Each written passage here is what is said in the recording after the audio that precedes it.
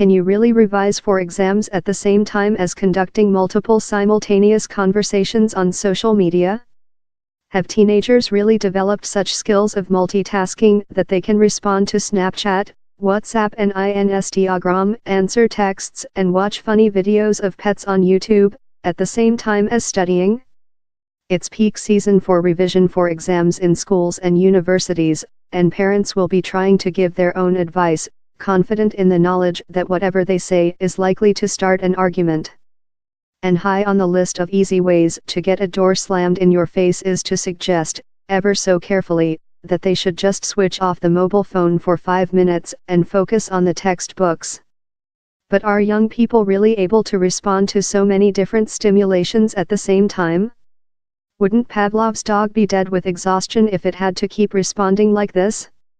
Tom Bennett, a teacher, parent, and the UK government's advisor on behaviour in school, says it's a complete myth that teenagers can multitask between social media and online entertainment and still keep studying. Mr. Bennett is the director and founder of the researched group, which spreads education research among the teaching profession, and he says all the evidence points to online distractions harming learning. Revision needs focus and concentration, he says, but this is going to be scuppered by the relentless, attention-seeking demands of social media. It's a very serious concern for educators and parents, he says.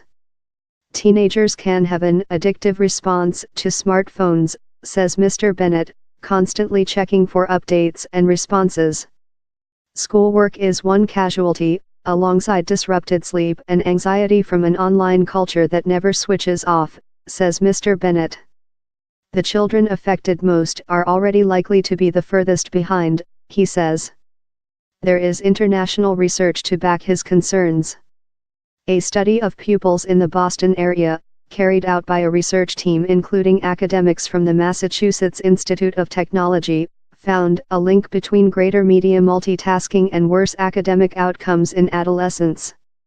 U.S. academics also found similar results when they looked at achievement in schools in England that had banned mobile phones and so created at least part of the day away from messaging and social media.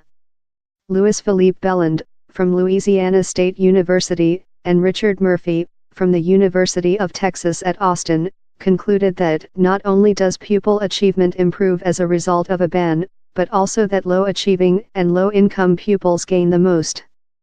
An earlier study at Stanford University indicated that bombarding people with multiple online distractions didn't make them quicker to react, it made them less productive and lowered performance in memory tests. But is that going to make any impression on a tech-addicted teenager who would need to be surgically detached from their mobile? Part of the problem is that when a student is revising online, work and play are a click away from each other.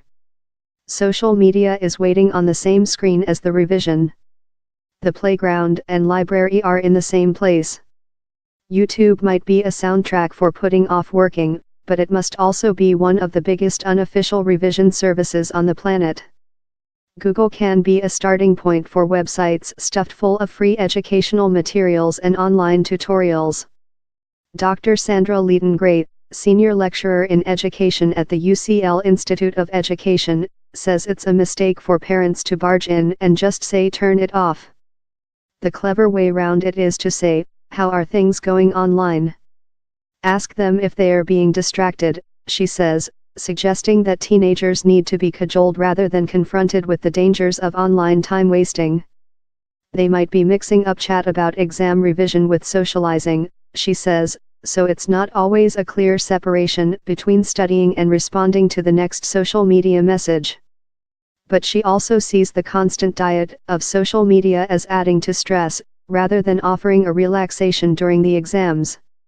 She likens it to a fast food mentality, with an instant reward and then a longer-term sense of dissatisfaction and pressure from having to fit in with the tribalism of other teenagers.